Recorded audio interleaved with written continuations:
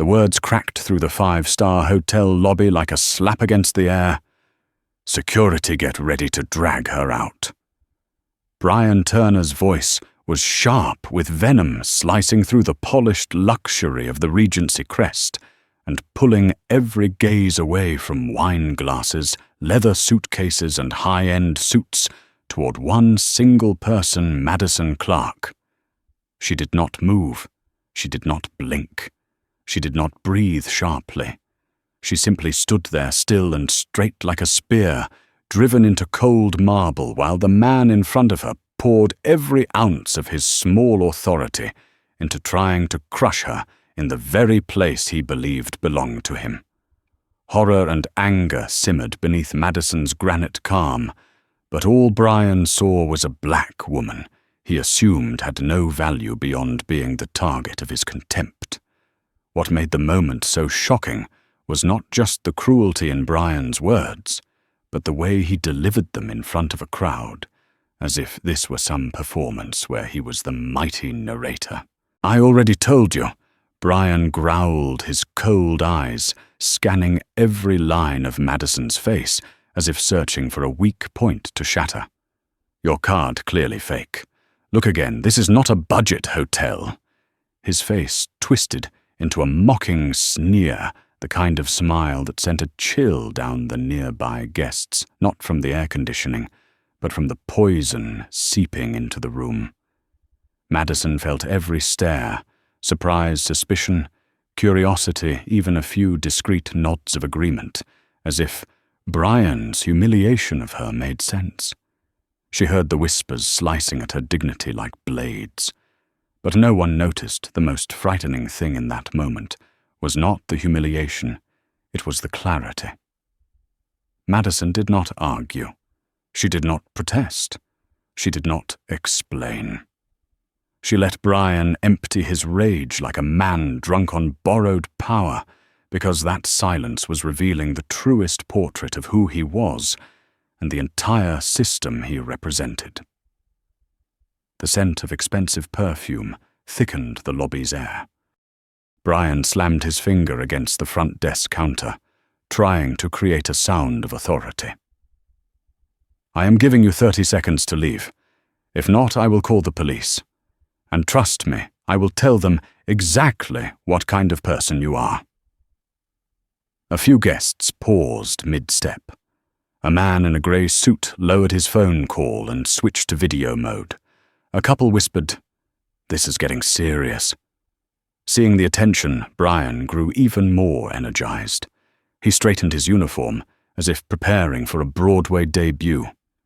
"What kind of person like me?" Madison finally spoke her voice, low but sharp, like a well-honed blade.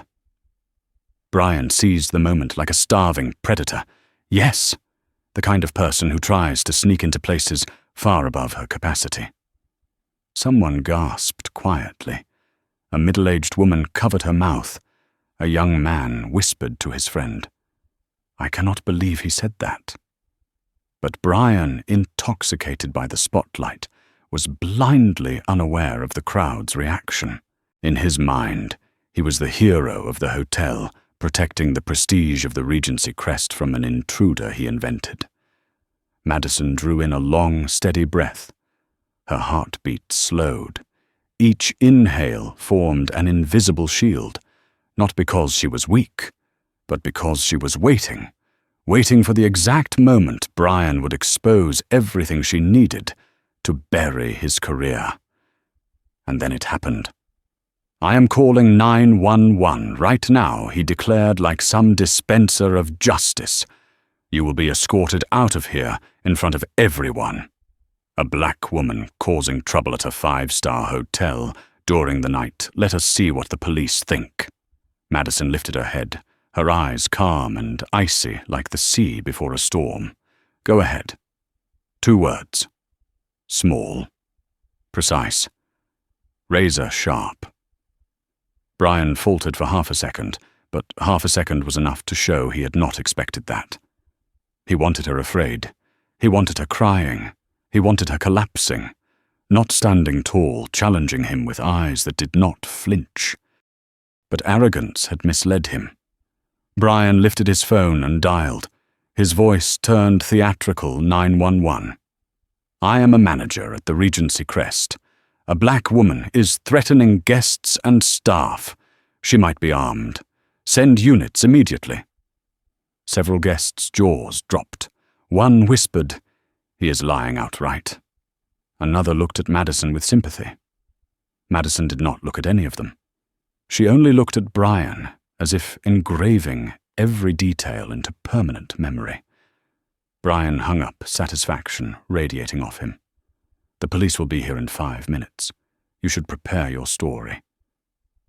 Madison tilted her head slightly. A thin, cold, unsettling smile touched her lips, a smile that made Brian's spine twitch, though he did not know why. Because only she knew a truth Brian could never imagine. In just a few hours, the entire place, the marble walls, the crystal chandeliers, the Persian carpets, and even the very desk he was leaning on would belong to her. Madison Clark was not a guest who didn't belong there. She was about to be the owner. And Brian, he was burying his own career with every word, every glance, every breath. Madison didn't need to do anything except stand still, because the next few minutes would reshape the destinies of two people, one rising to the summit of power and one falling to the lowest pit of disgrace, all within 10 short minutes of an evening that was never supposed to be remarkable. 3 hours before, Brian Turner ignited a night of chaos at the Regency Crest. The sky over San Francisco stretched across the glass window like a glowing map, and Madison Clark sat in her office on the 45th floor of Clark Holdings, with the calm only those who carry an empire on their shoulders ever learn to master. The city lights brushed across her face, outlining the sharp features of a woman who had learned to stay steady in every storm. In front of her lay a thick file stamped in red with the word "Confidential Regency Crest Hotel Acquisition Final Review." It was not just a file. It was the key that would determine the future of a major piece of the family conglomerate. Regency Crest, once a shining icon in San Diego, had plummeted in both management and reputation. That was why Clark Holdings had been secretly negotiating for 6 months to acquire it as a strategic puzzle piece in the corporation's expansion roadmap. And every detail, every number, every decision, every risk had been placed entirely in Madison's hands. Not someone else's. Not the board's. Hers. Because Richard Clark, her father and the chairman of the conglomerate, knew one thing better than anyone. No one saw the truth of a deal like his daughter did. No one sensed danger inside a system the way she could. And no one was as cold, clear, and decisive in critical moments as Madison. Her phone vibrated. A message from Richard read, "The board has agreed.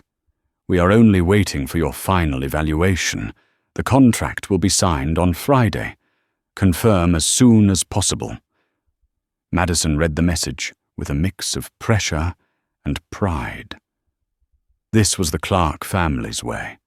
They never bought anything without first seeing what it looked like when it did not know it was being watched. It was what Richard had taught her since childhood. If you want to know what is wrong with a place, do not let them prepare. When they think you are just someone ordinary, they will show you their truth. Madison leaned back in her black leather chair, closing her eyes for a single second. She remembered all the years tagging along behind her father through rundown properties, watching him stand quietly in a corner, observing employees, teams, and customers, all while disguised as an ordinary man. Back then, she never understood why he did it. It was only after growing up among flattery, pretension, and layers of polished performances that she realized the truth. Only when they do not know who you are will they show you what you are really buying, even if it is a hotel worth more than $200 million. Madison opened the file again.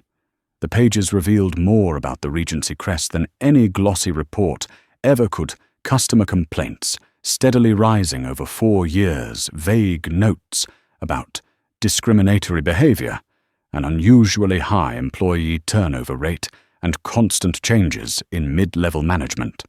Among all of it, one name stood out: Brian Turner, night operations supervisor.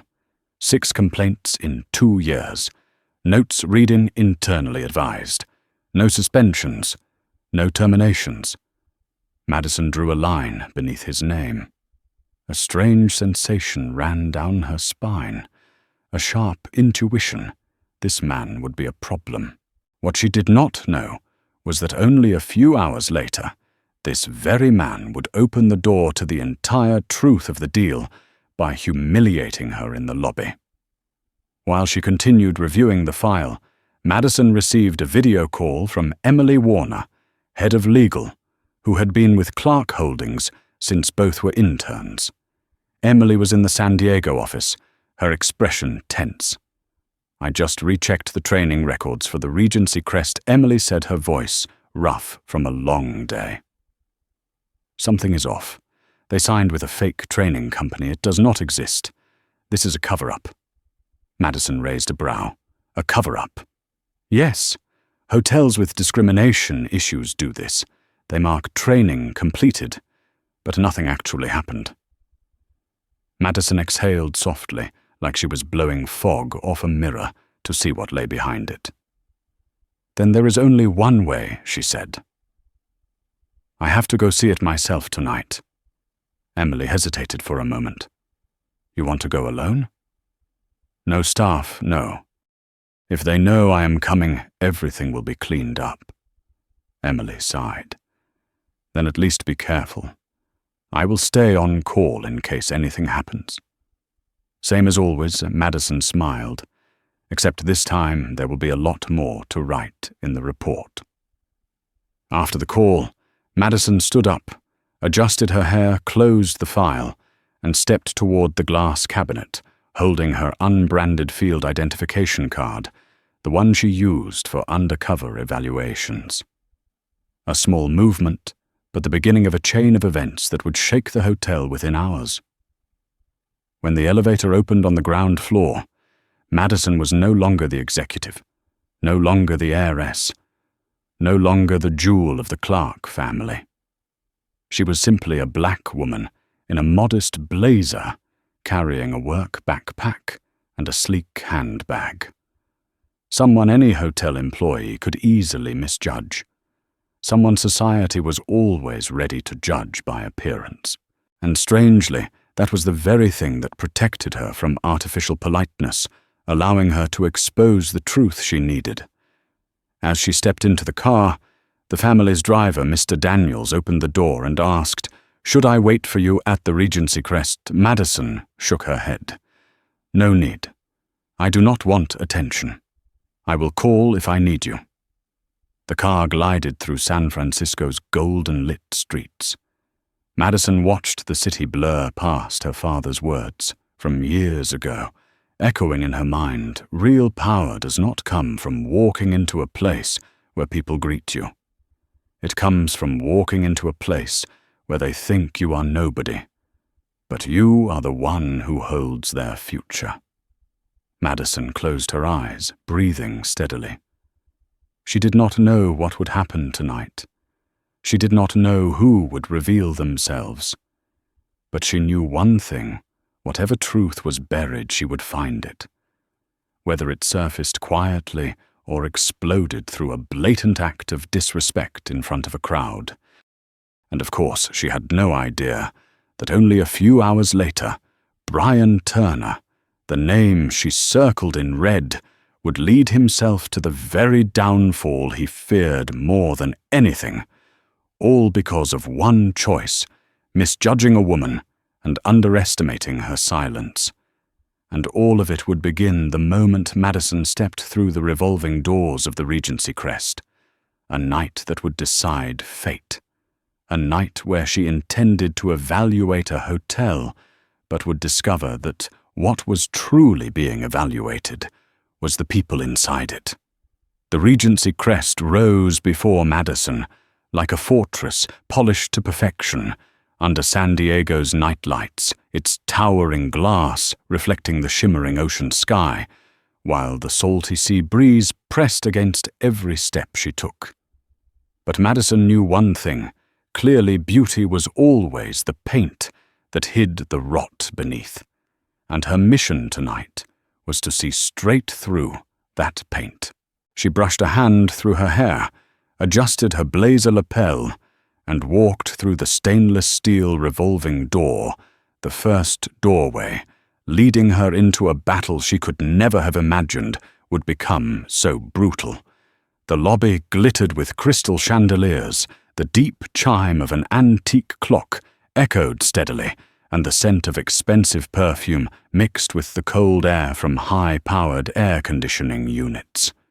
The hotel was busy, but not loud, luxurious, but cold, beautiful, but so prideful that anyone who did not look wealthy could feel swallowed whole the moment they stepped inside. Madison entered like an ordinary guest, but her sharp brown eyes dissected every detail. The front desk clerk did not look up when guests approached. The doorman was absorbed in his phone, and a concierge was putting on a show of flattery for a VIP guest, while an elderly woman beside them waited so long she was holding her breath in irritation. All the signs of a hotel decaying from the inside. It has started. Madison thought, tightening her grip on her bag strap. She moved toward the front desk where Brian Turner was hunched over a computer screen, as if the world revolved around every key he pressed. What caught Madison first was not his posture, but the look he threw at her, a glance, sliding from her head to her feet, and then narrowing into an unpleasant smirk, the kind worn by someone who judged others through prejudice, long before they ever looked for truth. Good, Madison told herself. Let him reveal everything. She stepped up to the counter, placed her business card with no title on the desk, and said calmly, "Hello, I have a reservation under the name Madison Clark." Brian did not touch the card. He did not check the system. Instead, he folded his arms and raised a brow, as if she had interrupted him right before he was about to walk into some glamorous evening event. "You sure you are at the right hotel?" His voice dripped with doubt and arrogance. Madison kept the faint, practiced smile she had worn through hundreds of intense negotiations. "Absolutely sure. I can provide my confirmation code if needed." "Confirmation code?" Brian gave a dry laugh. "You do know this is the Regency crest, right? Not some budget motel in the suburbs." He picked up her card like lifting a dirty scrap of paper, raising it to the light, as if she might have stolen someone's identity. "Company cards are easy to fake," he murmured loud enough for Madison to hear, and loud enough for the guest beside her to overhear as well. A man dressed in a blend of wealth and arrogance glanced at Madison like he was evaluating a suspicious stranger. None of them knew the woman they were judging was the person who would decide the future of the very place they stood in. Heat flared at the back of Madison's neck, but she held it down. "I can provide ID if you need it," she said. "I just want to complete check-in quickly." But Brian was already spiraling in the illusion of his own power. He yanked the walkie-talkie off the desk. "Black code at the front desk. A disruptive guest. Repeat black code at the front desk." The surrounding guests immediately turned. A woman tightened her grip on her purse. A young couple whispered, "Black code. What does that mean?" Brian flashed a cruel smile and tapped loudly on the counter to draw more attention. "Black code," he repeated, staring straight at Madison. "It means someone does not meet our standards." Silence gripped the air. Madison understood exactly what he was doing. He wanted to paint her as the villain so that his behavior seemed justified. A tactic used by people who rely on prejudice to glorify themselves. She saw the flicker of emotions moving through the crowd, confusion, curiosity, a touch of fear not aimed at her, but for the man who looked like the reliable hotel representative. A flawless psychological shift Brian had clearly practiced for years. "You should check the system before making assumptions," Madison said evenly. "I have a confirmation code." "I booked the room from—" "No need," Brian snapped, waving her off like shooing away a fly. "I have worked here for 10 years. I know who belongs here and who does not." Madison heard the racism seeping through every syllable, but she stayed silent. Silent to observe. Silent to remember. Silent because she was not just a guest, she was the one who would decide his future. But Brian had no idea. Like a wolf who believed he had scented prey, he leaned in further. "You have 30 seconds to leave, or I will call the police." Madison lifted her chin, her eyes darkening like storm waters gathering beneath moonlight. "You may call," she said. The softness of her voice contrasted with the weight behind it, and it made Brian step back, ever so slightly, as if for one fleeting moment he sensed something different about her that he could not name. But his ego dragged him right back onto his stage. He grabbed the desk phone and dialed. 911, I have a black woman, causing a disturbance, possibly armed, refusing to leave the hotel. Send units immediately." The air cracked. Some guests gasped.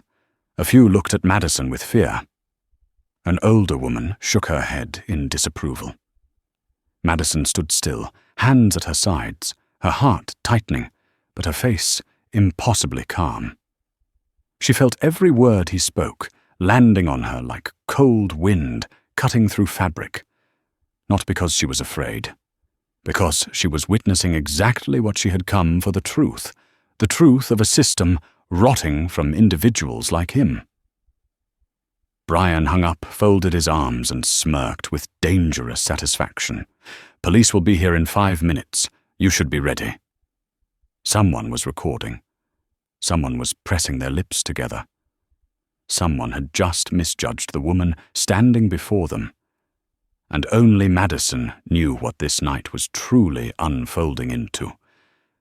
She would endure a few minutes of humiliation, but Brian Turner would pay with his entire career.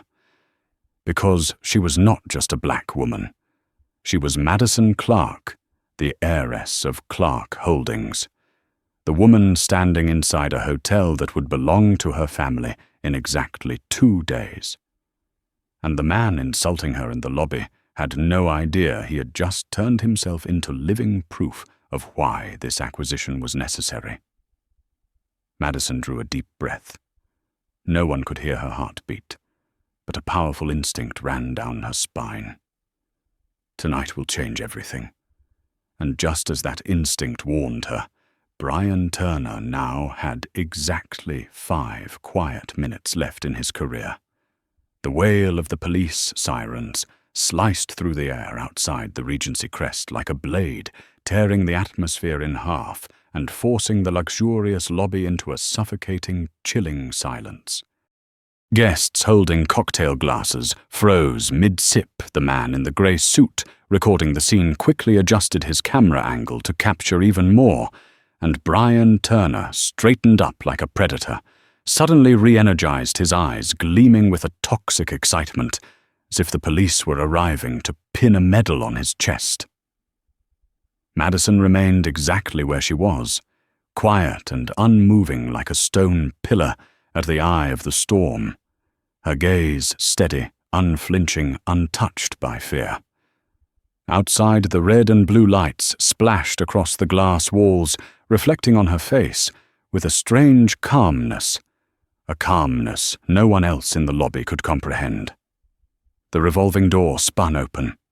2 officers stepped inside, led by Officer Daniel Brooks, a man with nearly 20 years of experience handling dangerous situations, though he could immediately tell there was nothing dangerous here. No shouting, no pushing, no chaos. Only a woman standing still, and a man in a hotel uniform who looked far too excited to be believable. Daniel glanced at Madison. Neat business attire, composed posture, no sign of aggression. Then he glanced at Brian, face-flushed red walkie-talkie, clenched in his fist, breathing fast and wearing the triumphant expression of someone who believed he had just caught a criminal mastermind. Who called Daniel, asked his voice, steady, carrying the authority of someone who had watched lies crumble countless times. Me. Brian answered instantly, stepping forward with smug confidence. I am the manager here. This woman threatened guests, threatened staff, caused a major disturbance. I told her multiple times to leave. Daniel looked at him for exactly 1 second, one eyebrow, lifting slightly at Brian's disturbingly satisfied expression. Then he turned to Madison, walking with the slow, deliberate steps of a veteran officer who had mastered the art of telling panic from truth. Ma'am, may I see your identification? His voice held no suspicion, no hostility, only procedure. Madison nodded, opened her bag, and took out her wallet, every motion, slow, precise, intentional, making sure nothing she did could be misinterpreted. Brian instinctively stepped back a little. He was the one who had claimed she might be armed, and suddenly his own lie made his heart race with fear. Daniel examined the ID, reading aloud, Madison Clark, San Francisco. Then he asked, "Do you have a reservation here?" "Yes," Madison replied, her voice steady as steel. And I gave him my confirmation code, but he refused to check it. Brian burst in immediately, almost shouting, "It is fake. She is trying to scam the hotel." Daniel shot him a brief look, a look sharp enough to silence any man with a conscience. "Did you verify it?" he asked. Brian stammered, but tried to cling to his arrogance. I know the type of Daniel raised a hand.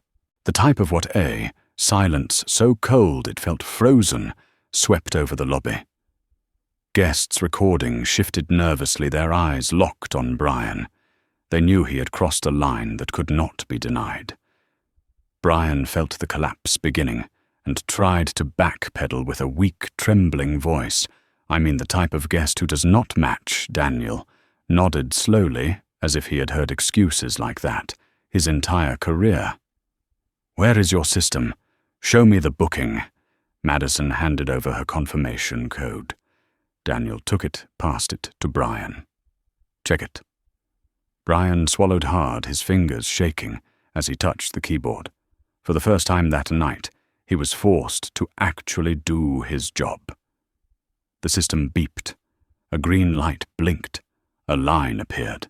Confirmed premium status, prepaid by corporate account. Brian blinked.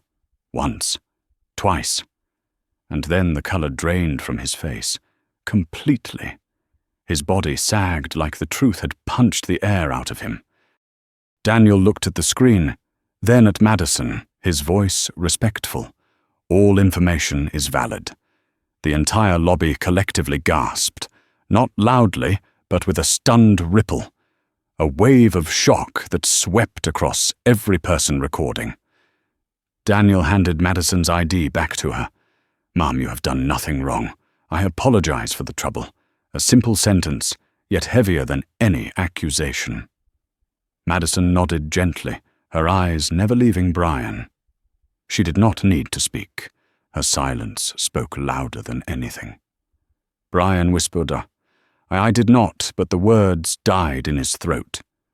Every lie he had built crumbled into dust. Daniel turned to him, with the voice no one ever forgets after hearing it from an officer. "You called the police under false pretenses. You denied service to a valid guest. You made accusations based on personal bias. And you did all of this in front of witnesses. each statement was the truth. Nothing exaggerated, nothing embellished. But each word landed like a hammer blow. Daniel continued, "I will file a report. But first you are going to complete her check-in properly." Brian opened his mouth, but no sound came out. He picked up Madison's card with trembling hands, swiped it through the system, and the soft beep of the machine sounded like a sentence being read aloud to him. Daniel made notes and turned to leave. But before he stepped out, he paused, looked back at Brian, and said, "You should know the cameras recorded everything. And the truth always wins." The revolving door closed behind him. The lobby fell silent. Brian stood frozen.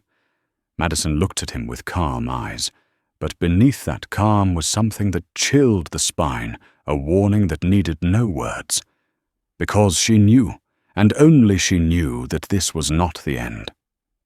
This was only the beginning of a collapse that he himself had scripted, staged, performed, and trapped himself in, as the villain with no escape.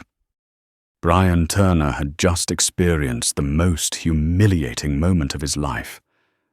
But what he did not know was that before the night ended, this moment would feel gentle compared to what was coming.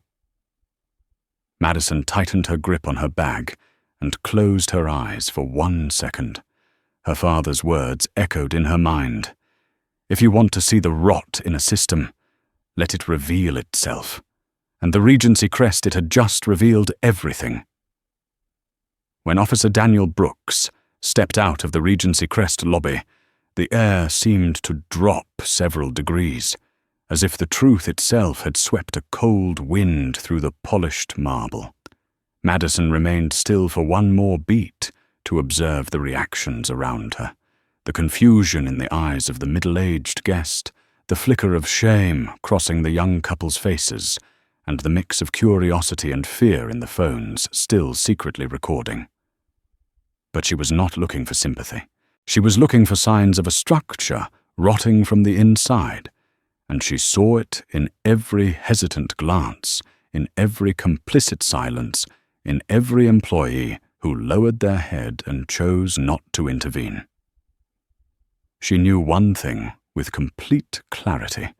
Any place where wrongdoing is protected by silence is a place decaying from the roots. Brian Turner was still standing there, both hands gripping the front desk, his face pale, as though he had just seen the ghost of himself, his eyes unable to meet Madison's. The aggression from minutes ago had vanished, replaced by the bewilderment of a man who had just lost the only thing that made him feel significant, the illusion of power. "My," Brian stammered, but Madison did not answer. Her silence was a blade, slicing clean through any excuse he tried to form. Not because she wanted revenge, but because she wanted him to feel the full weight of consequence. Any word spoken now would only weaken the impact of that silence. Madison turned and walked toward the elevator with the slow, commanding composure of someone who did not need to raise her voice to be heard. And as the elevator doors closed, a shift flashed in her eyes. Downstairs she had been the humiliated guest, but once the doors sealed shut, she returned to who she truly was, the woman who would decide whether this place would be saved or dismantled. As the elevator carried her to the 35th floor, where the temporary VIP penthouse awaited, Madison's breathing changed. Her focus sharpened.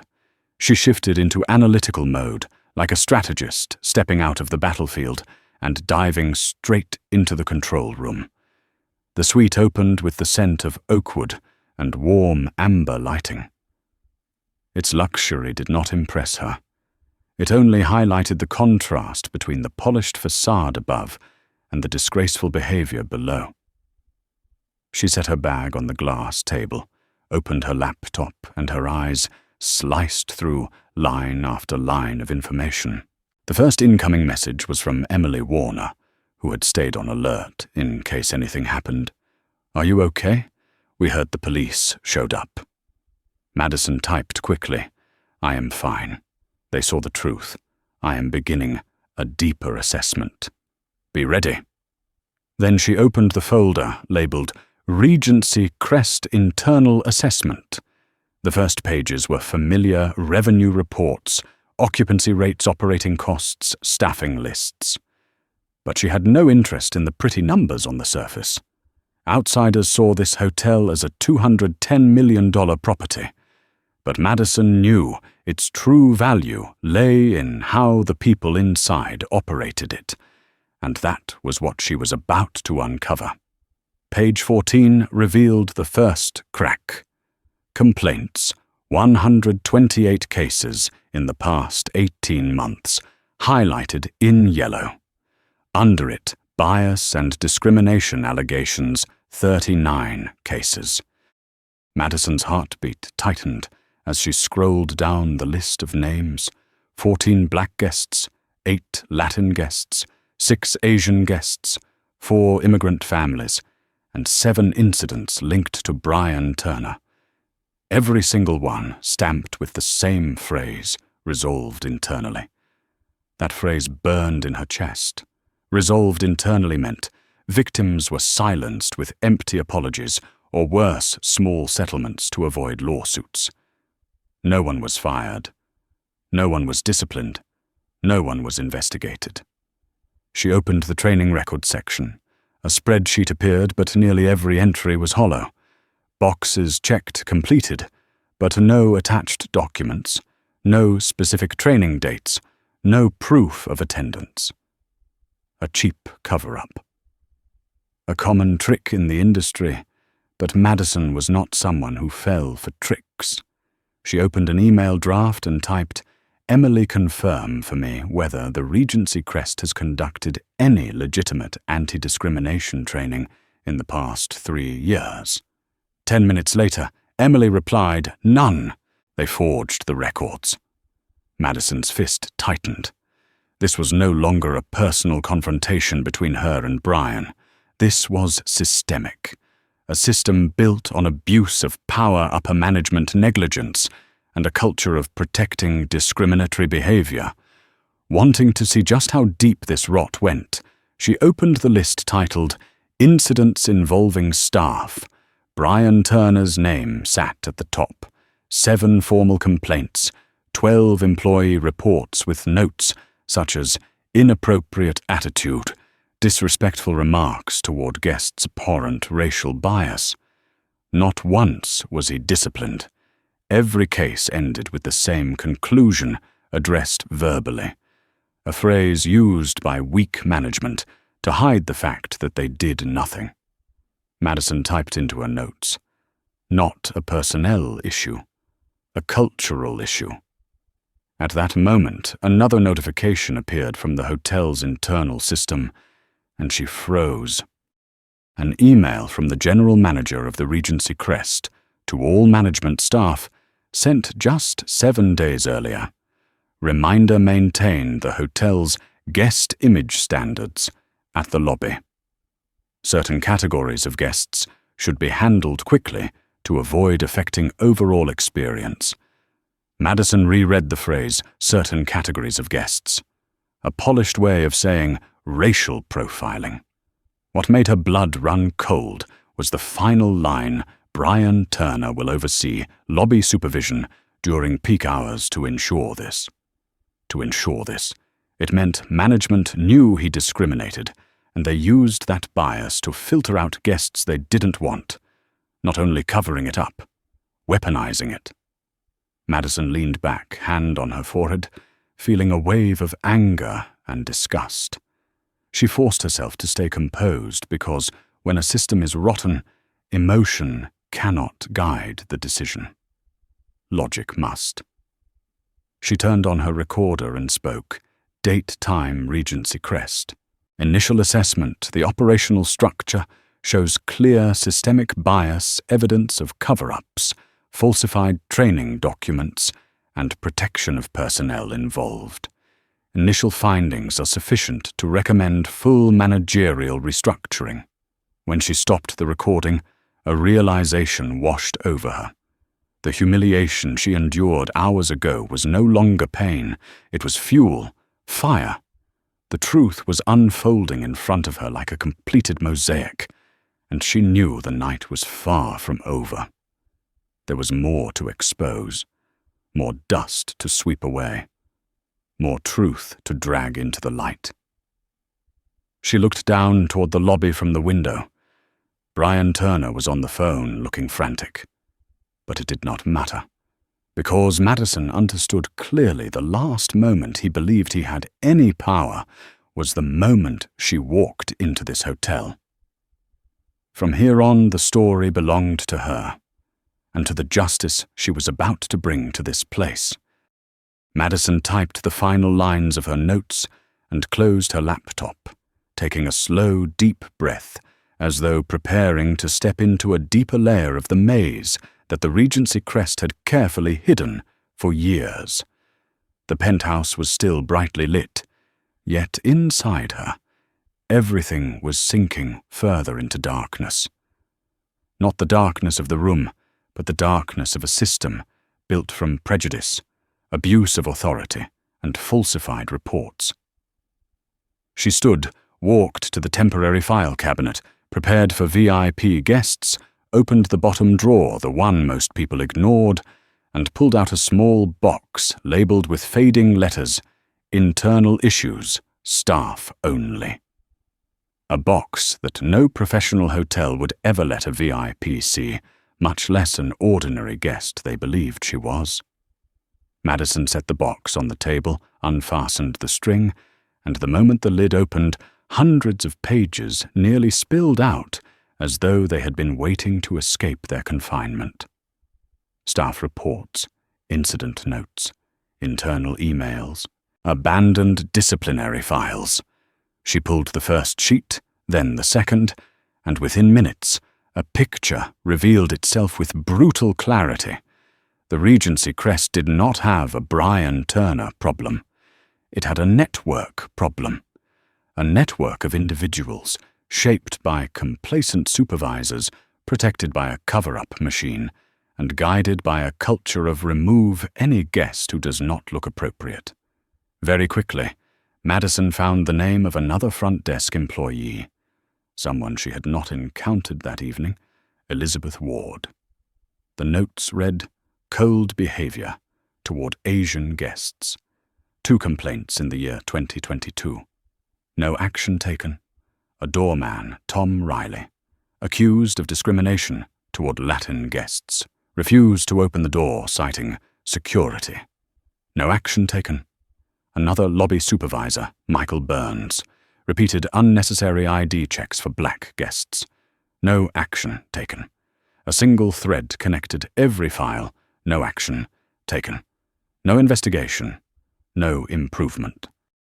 Not a single person disciplined, not even with a written warning. And then Madison reached a document that made her hand stop mid-air. A report marked Internal Confidential, with a note from the general manager. Stop forwarding minor complaints to headquarters. Handle locally to avoid affecting review scores. Avoid affecting review scores. She squeezed the page until the corners crumpled. These people were not just hiding the problem. They were creating it. They were allowing it, feeding it. And when consequences surfaced, they buried them and pretended nothing had happened. She returned to the desk, opened her laptop again, and logged into the hotel's personnel system, using the temporary access granted by Clark Holdings' IT team. The screen displayed a list of 173 employees, from executives to housekeeping. Madison filtered for complaints. The list shrank to 36 names. She filtered again for bias-related. The list narrowed to 11, then filtered for no disciplinary action. The screen showed 11, meaning every single employee accused of discriminatory behavior had never been disciplined. Not one. Every case categorized as resolved internally. Madison leaned back, a cold realization running down her spine like an electric current. Brian was not a victim of this system. He was a product of it, a system that produced people like him, a system that treated discrimination as guest image management.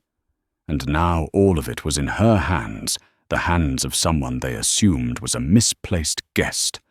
Her phone buzzed. Emily was calling. Madison switched to speaker. "I am reviewing internal files," she said. "And Emily, it is worse than I expected." "I figured," Emily replied. "Every training session was fake. I checked the vendor, Elite Hospitality Ethics Group. It does not exist. They created an entire ghost company to log training." Madison closed her eyes, a quiet wave of fury rising inside her. "And there is more," Emily added, her voice falling. "I found 3 lawsuits that were settled out of court. Guests reported discriminatory treatment. The hotel paid to silence them. How much? Nearly $1.2 million. Madison clenched her fist. $1.2 million. That was not a small number. That was the price of keeping wrongdoing alive. They knew, Madison said, her voice cold as a blade. Upper management knew. The general manager knew. The executive board knew. And they let it continue. Emily stayed quiet for a moment, then asked the one question Madison did not want to hear, but knew she must answer. "What do you want to do next?" Madison looked out the glass window, toward the waves crashing against the San Diego shoreline, city lights shimmering in the distance like beautiful, indifferent stars. "What should have been done long ago," she said. "If the system is rotten, it must be replaced. If the foundation is built on prejudice, then that foundation must be torn down."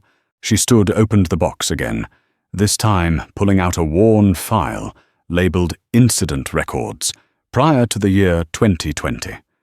Old pages yellowed with age, typed and handwritten, and one detail made her heart pause. Discrimination did not start with Brian. It existed long before him. One employee was dismissed in 2018, the official reason not aligned with internal culture. But at the bottom, a handwritten note read, "Opposed selective guest policy."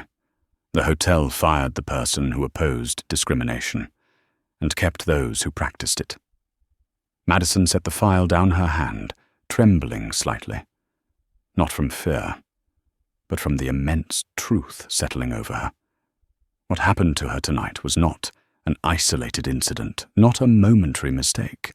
It was the inevitable symptom of a culture built on bias, and it would happen again unless she ended it right here, right now. She picked up her phone and called Emily again. "Prepare the legal team," she said. "I want them ready for an emergency takeover." "Are you sure?" Emily asked, her voice tightening. "You want to activate Clause 47B tonight." Madison inhaled slowly, her voice low but resolute. "The truth is clear. The longer we wait, the more victims there will be. We stop this tonight." And in that moment, Madison was no longer the woman humiliated in the lobby hours earlier. She was the one standing at the center of the storm, choosing the direction of the wind. The Regency Crest had no idea that in this room, in this hour, the fate of the entire system was being rewritten. And Madison Clark was about to end the reign of a toxic culture and begin a new era where justice was no longer a slogan, but an action. Madison sat before the large glass table in the penthouse, the warm yellow lights reflecting every tense line on her face. And in that rare moment of silence, she felt the relentless beat of her heart, not from fear, but from the weight of the decision that would reshape the fate of an entire system. The clock on the wall struck 11:38 at night. In just a few dozen minutes, she would pull the lever that could sweep the Regency Crest clean from its very core. Madison placed her hand on her phone, inhaled deeply, and dialed the number of Richard Clark, her father, the man who built the foundation that allowed her to stand where she stood tonight. 3 short rings, then his low, firm voice came through gravelly with age, but still carrying the authority of a battlefield General Madison. "It is late." What happened? Madison gazed out the window, where the lights of San Diego flickered like embers waiting to ignite. "Dad," she said, her voice dropping heavy as iron. "I need to activate Clause 47B. On the other end, silence stretched tight between them like a pulled rope. Richard Clark was never a man who panicked, but he understood exactly what that sentence meant. Clause 47B was reserved only for crises severe enough to destroy a brand at its core. It allowed Clark Holdings to acquire the target property immediately within 6 hours, bypassing the standard 72-hour waiting period before a formal signing. It was also a clause that had never needed to be used until tonight. "It is that serious?" Richard asked, his voice lower. Madison did not answer right away. She switched on her webcam and showed him the documents scattered across the table. The hidden complaints, discriminatory internal emails, the list of 39 cases marked resolved internally Brian Turner's file, and even handwritten notes from years earlier referring to inappropriate guest categories. Richard's face darkened with each page, deepening the lines on his forehead, as if aging him years in minutes. "How long has this been going on?" "At least 5 years," Madison answered. "Possibly longer. No corrections, no discipline, no escalation to upper management." "None," she said. "And worse, they created a fake company to falsify training records." For the first time in Madison's life, she heard her father's voice break with anger. "We cannot allow our brand to touch this unless we have full control. If this explodes before the acquisition is finalized, people will think Clark Holdings accepts this culture. Which is why I want to trigger 47B, Madison said plainly. I do not just want to buy this hotel. I want to clean it." Richard paused for a few seconds, then spoke with quiet force. "Do it. I will wait for your signal." Madison nodded, pride and responsibility surging through her like twin rivers of fire. The moment she ended the call with her father, her phone vibrated again. The caller ID showed Richard Sterling, CFO of Clark Holdings, the man known as the financial brain, someone who worked with the precision of an IBM machine, but carried the heart of a silent warrior. Madison answered. "I read your emergency email." Richard said, his tone stern yet steady. "Walk me through the situation." Madison laid out everything: the police Brian Turner's fabricated accusations, the staff's complicity, the buried discrimination files, the ghost training company. "Do you have evidence?" "I have everything," Madison replied, her eyes burning with the sharpness of molten steel. "Video, internal documents, witness statements. And I am recording the entire assessment process." "Good," Richard Sterling said. "I will cancel all meetings tonight. We will activate 47B within 20 minutes. You need the board," Madison reminded him. "I will call each member personally," he said. "No one sleeps tonight. This is a brand crisis, and we will treat it like a military operation." The call ended with a sentence that sent a bolt of electricity down Madison's spine. "Get ready, Madison. In 6 hours this hotel will belong to you." When the phone screen went dark, the room became so silent she could hear her own soft breathing. She looked into the large mirror across from her, where she saw the reflection of a woman who had been humiliated in the lobby earlier, yet had not bowed her head. A woman standing before a decision that would define her entire career. A woman fighting not just for herself but for others. The unnamed, unseen victims no one cared to protect. The eyes staring back at her were not the eyes of someone hurt. Not angry eyes. They were the eyes of someone who had found her purpose with absolute clarity. 11:59. A group call appeared. Faces of board members filled the screen, some in New York, some in Seattle, some in Austin, all wearing pajamas, hair, messy eyes, still heavy with sleep, yet none of them complained. They knew if Madison called at this hour, it meant an operation of utmost urgency was underway. Madison said Margaret Carter, the most senior member of the board. What exactly are we facing? Madison tilted the camera toward the table, revealing the documents, videos, and internal records. Each person's face shifted as they saw the truth of the Regency crest. Each expression hardened as the weight of it settled. Each of them understood this was not just an internal issue. This was a detonation waiting to destroy a major brand. I believe Madison said, her voice deep and steady as stone, "We cannot wait 60 hours. We must act tonight." "What do you need?" one board member asked. "A full vote to activate Clause 47B," Madison answered. "Immediate acquisition within 6 hours. No delays. No waiting for business hours. I want authority to restructure their entire management before any press gets wind of this." The faces on the screen looked at one another for a few seconds. Then one by one, like dominoes made of power, falling in perfect alignment, each voice declared, "I agree." The call ended with the firm tap of Richard Clark's hand on his desk, a sound like a seal stamped onto the fate of the hotel. 47B is officially activated. Madison, you are in command. At the same time, a message from Richard Sterling appeared, proceeding with the transaction. Estimated completion before 6 in the morning. Madison stood, her fist tightening. Outside the glass, San Diego had sunk into deep night, but inside her, a small but fierce flame was rising. No one at the Regency crest knew that at this exact moment, while they slept, while some sipped tea, while Brian Turner panicked downstairs, making desperate calls, the ownership of the hotel was already shifting. And the only person awake ready to face the truth, ready to confront the rot at its core, was Madison Clark. Tonight was not a night of humiliation.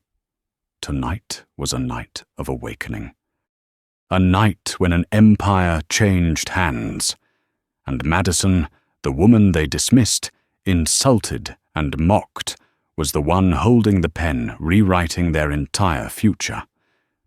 When the clock struck 6 in the morning, the soft vibration of her phone pulled Madison from a tension so tight it felt like a drawn bowstring. A message from Richard Sterling contained only 2 words, "Transfer complete." 2 brief words, yet their weight made Madison feel as though the entire penthouse shifted colors, as if the air grew heavier, more solemn, thick with the significance of what had just taken place. She set the phone on the table, her hand gliding over the wooden surface, as though touching the border between past and present. From this moment forward, the Regency crest no longer belonged to its former management, no longer belonged to the system that spawned discrimination, no longer belonged to people like Brian Turner. It now belonged to Clark Holdings. It belonged to her. Last night's humiliation had transformed into absolute authority. And Madison understood one truth clearly: real power begins with responsibility, not ownership. She walked to the large glass windows and drew the curtains aside. Dawn was climbing over San Diego's horizon, like a thin ribbon of gold, gentle yet certain, spreading across the vast ocean below. The coastal road was beginning to stir cars, rolling out joggers appearing in their bright athletic wear. People, completely unaware that only hours earlier, An invisible coup had taken place inside the famous hotel behind them. Madison watched the city awaken with steady eyes, but inside her everything was beginning to blaze. Her phone buzzed again. A message from Emily. "Congratulations. Ownership is fully registered. Legal team is ready." Another from the PR department, press release scheduled for 8 in the morning. Emphasis on restructuring and anti-discrimination reforms. A third from Human Resources, termination papers for Brian Turner are complete. Awaiting your signature. Madison didn't reply immediately. She placed her hand on the documents, but didn't sign yet. Not because she hesitated, but because she wanted to remind herself of one truth in every battle for justice. The person being punished is never the final goal. The goal is to change the system that created them. When she signed her handwriting thin but sharp, the signature was not to remove a man, but to free those who had suffered under him. By 7:30, driver Daniels was already waiting in the underground parking area. Madison slipped on her coat, picked up her minimalist bag, and took a deep breath before entering the elevator. When the doors opened on the ground floor, she was no longer the woman who had been insulted the night before. She was the new owner of every brick, every carpet, every crystal chandelier shining down on the hotel lobby. The first thing she saw when she stepped into the parking area was a mirror. She looked at herself for a single second. A silent pause. Not to fix her clothes, not to check her appearance, but to remind herself from this moment on she represented not just the Clark family, but everyone who had ever been dismissed in this hotel. She stepped into the car. Daniels glanced at her through the rearview mirror eyes, filled with respect and a hint of pride. "Congratulations, Miss Madison. You did what many would never dare to do." Madison simply smiled faintly. She did not need praise. She needed action. The car rolled out of the garage and merged into the now growing traffic. In only a few minutes, she would walk into the Regency Crest lobby as an entirely different person. Through the car window, Madison saw flashes of last night unfold like a slow-motion film. Brian Turner's snarling voice guests, recording officers walking in, baseless accusations, contemptuous stares aimed at her. All of it recorded. All of it now evidence. But Madison did not let that pain define her.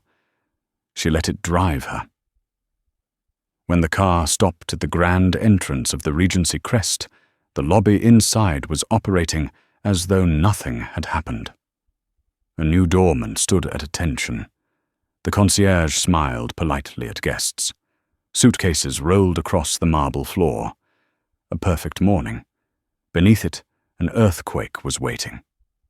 As Madison stepped out of the car, the hotel's automatic doors opened and a cool breeze brushed across her face.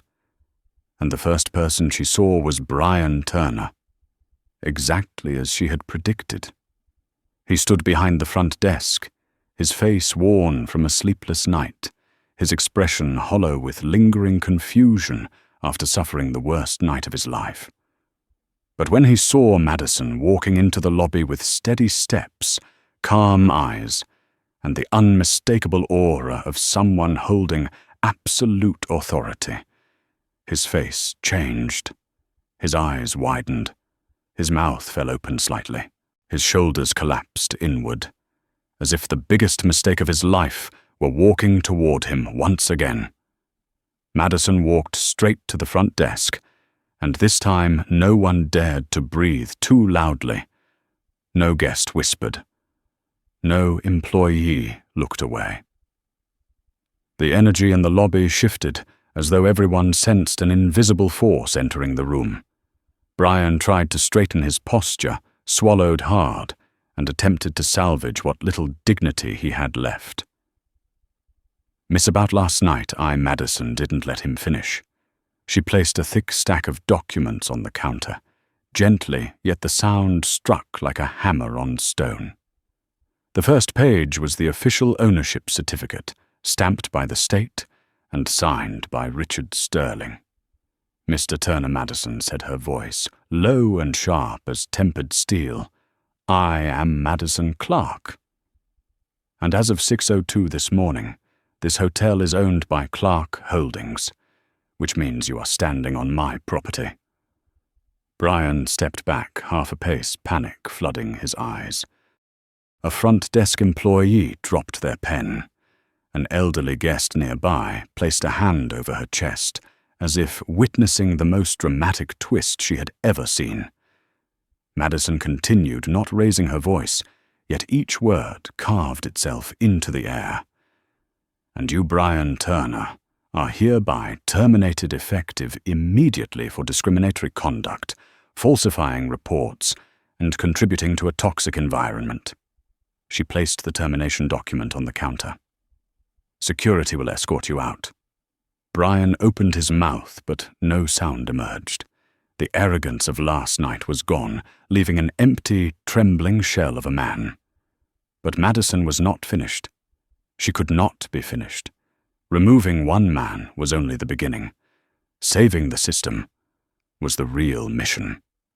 She turned and looked at the staff, frozen across the lobby. "All department managers will meet in the conference room in 30 minutes. Today we begin a new era. An era with no room for discrimination, concealment, or abuse of power." No one spoke, but the silence itself signaled absolute obedience. Madison stepped away from the front desk, the morning light catching her face, making her look not just like the owner of the hotel, but like someone holding the future of hundreds of people in her hands. And as the elevator doors opened before her, Madison knew one truth with unwavering certainty: the battle had only just begun. But this time, she was the one who made the rules. The large conference room on the 32nd floor overflowed with morning light, each beam reflecting off the long walnut table and creating an atmosphere that seemed peaceful but was suffocatingly tense the moment Madison stepped inside. All mid-level managers and key personnel sat upright, eyes lowered, breaths held, waiting for the reckoning they knew was inevitable. No one spoke. No one dared whisper. Even the sound of breathing felt strangled. They had heard that Brian Turner was escorted out of the hotel only minutes earlier. And they understood if the system shook because of one man, it would collapse for everyone else who had enabled the wrongdoing. Madison walked to the head of the table and set a stack of documents down, the gesture itself, a declaration. Her face was calm, but behind her eyes burned the force of someone who had seen the truth, faced it, and now stepped into this room to tear out every rotten root. "Thank you all for coming," Madison began, her voice low and steady, not loud, but powerful enough to fill the entire room. "I will be direct. Last night I experienced how this hotel treats someone they believe does not belong here. And today you will learn how I treat a management team that has forgotten its responsibility." Several heads bowed, a few hands trembled, others tried to maintain a neutral expression while fear crept into their eyes. Madison opened the file and turned each page slowly, deliberately, letting every soft crackle of paper echo like a blade scraping across their conscience. "Here," Madison said, raising a sheet, "is a list of 39 discrimination-related complaints in the past 18 months. Every single one marked resolved internally. I want to ask those whose names appear on these records, what exactly did you do to resolve them?" A woman in a pale blue suit. The front desk manager shook slightly. "I tried." "No need to explain," Madison cut in, her voice sharp as glass. "The results speak for themselves." She moved to the next stack. "This is the training report from the professional ethics provider, a fake company, It does not exist. You all signed these documents confirming you attended these sessions. So tell me who came up with this cover-up." The room remained silent. No hands raised. No one coughed. No one spoke. That silence was the clearest confession of all.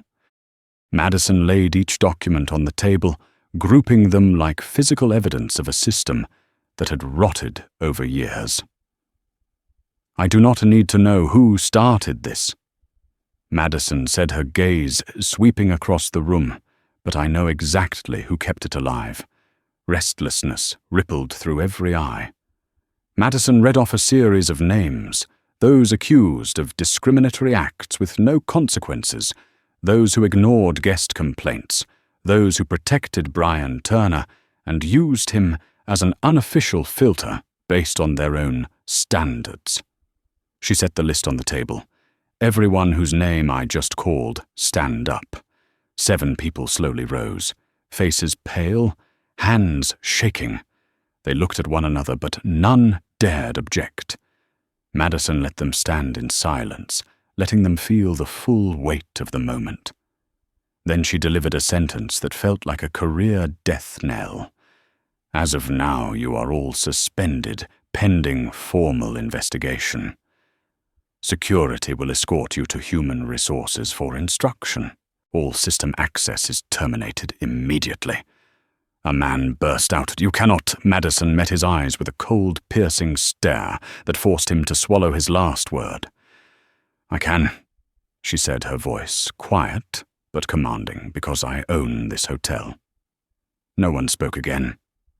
Security entered and calmly escorted the 7 out, leaving 7 empty chairs behind, like tombstones for the old regime. Madison turned to the remaining staff. "If any of you knew the truth and stayed silent," she said slowly, "I am not firing you. But I expect you to stand with me in this reform. There is no room for fear. No room for cover-ups. If we are rebuilding the Regency crest, you must choose to be part of the change, not remnants of the past." Her words stripped the room bare. Eyes grew red, breath quivered. A few nodded slowly. Madison knew not all of them were bad people. Many were simply trapped in a culture that taught them silence. Today she was giving them a new choice. She closed the file, looking at them with slightly softened eyes, though still resolute. "Now we begin. 30 days of complete restructuring, mandatory training, 27 new policies, and absolutely no more discrimination under this roof. No objections. No hesitation. No one dared speak." And in that moment, Madison knew the Regency crest rotted, broken, toxic was still salvageable, but not by keeping anything from the old system, only by tearing it to the ground and rebuilding it from the start. As Madison stepped out of the conference room, the morning light washed across the long hallway, lined with deep blue carpet opening before her, like a doorway into a new chapter for the Regency crest. A chapter no longer filled with the breath of fear or the shadow of concealment, but the awakening of a system newly rescued from its own decay. Staff members looked at her no longer with hesitation or guarded glances, but with respect, even a glimmer of hope. And Madison felt the full weight of her new role, not the weight of authority, but the weight of responsibility for the hundreds of people now looking to her to restore justice. She knew the battle was not over, that resistance would come, that difficulties would rise, that ghosts from the past would try to claw their way back. But when she stepped into the lobby where Brian Turner had humiliated her the night before, Madison felt an unfamiliar stillness, a stillness no longer filled with contempt, but with an invisible vow that this place would never return to what it once was. And as she lifted her head and drew a steady breath in the lobby that now belonged to her, Madison understood that justice had not only been carried out, it had been rewritten right here in the very place where people once tried to silence it. From the perspective of an expert in organizational culture, Madison's journey reveals a truth that never grows old. A system only becomes better when someone has the courage to confront its darkness and the determination to change it from the roots. Power does not lie in a title, but in how we use it to protect human dignity. If this story resonates with you, please like and subscribe to help spread even more powerful journeys of justice. And comment the phrase "Stand tall" to remind one another that no one has the right to make you bow your head.